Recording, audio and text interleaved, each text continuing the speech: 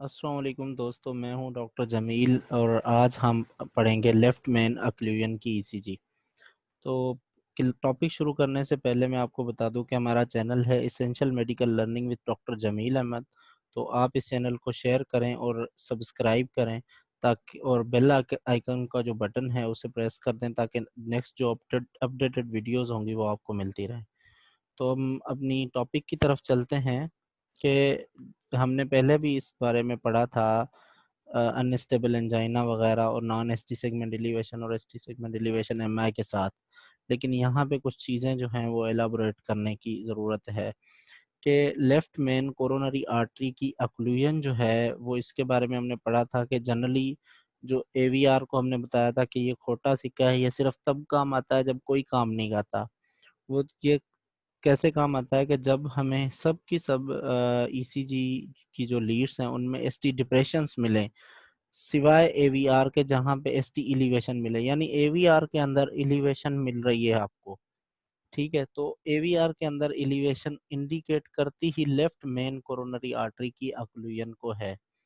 तो अब जब हमें पता चल जाए कि भाई एवीआर के अंदर एसटी एलिवेशन है, तो अब हम क्या करें, नेक्स्ट प्रोसेस जो है वो क्या है कि जिसके ज़रिए हमें कंफर्म हो जाए कि जी ये लेफ्ट मेन कोरोनरी आर्टरी की ऑक्लूजन ही है।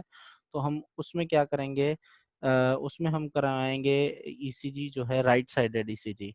लेकिन उससे पहले यहाँ पे ये देख लें, मसलन हमने ये ईसीजी करवाई एक पेशेंट की, तो इसमें हम देखें कि ये रेट जो है इनका थोड़ा बढ़ा हुआ है, 150 है ऑलमोस्ट, या 140 तक जो है इनका रेट है। ये देखें, और रिदम भी है जो रेगुलर है।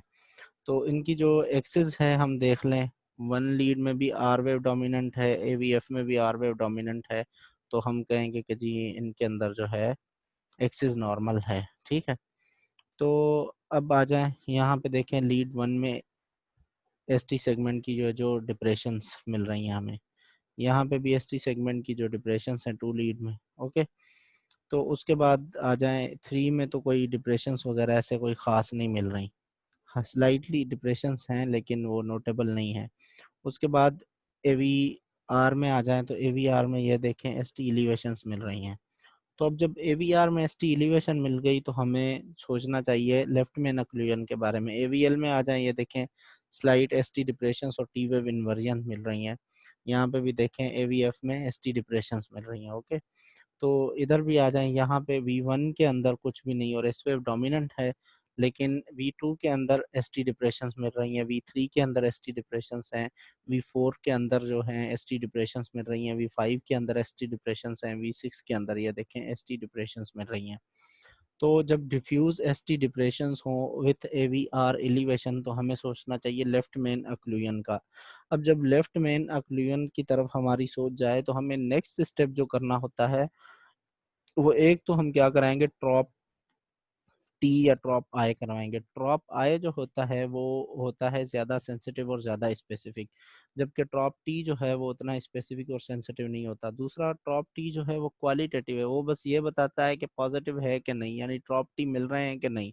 ट्रॉप आई का पूरा अमाउंट होता है वो क्वांटिटेटिव टेस्ट है, उसमें पता चलता है अगर पॉजिटिव है तो कितना पॉजिटिव है, यानी जितना ज़्यादा वैल्यू ड्रॉप आई की ज़्यादा मिलेगी, हम कहेंगे उतना से ज़्यादा सीवियर एमआई हुआ है।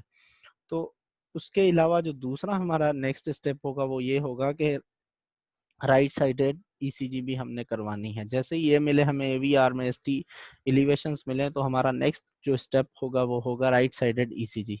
अब जब हम राइट साइडेड ईसीजी करवाएंगे तो राइट साइडेड ईसीजी में जो हमें फाइंडिंग्स मिलेंगी वो ये हैं कि एसटी एलिवेशंस मिलेंगी V4 और V5, यानी जो इंटीरियर या प्रीकॉर्डियल लीड्स हैं उनमें V4 और V5 में एसटी एलिवेशंस अगर मिल रही हैं, तो we will think about left main coronary artery occlusion के भाई वाकई यहाँ पे एसटी सेगमेंट एलिवेशन एमआई है।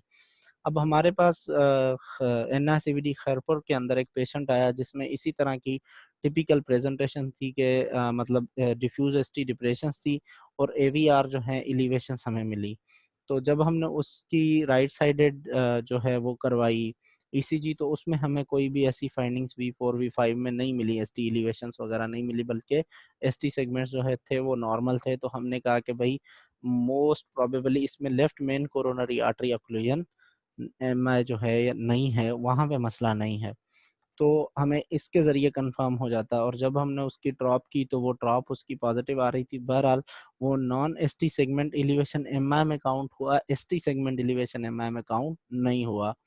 तो वो अलग बात है फिर आगे क्या, लेकिन ईसीजी में आपको बता रहा हूँ कि ये जो पॉइंट्स हैं ये बहुत इंपॉर्टेंट है। तो आज की हमारी टॉपिक यहीं पे ख़त्म हुई।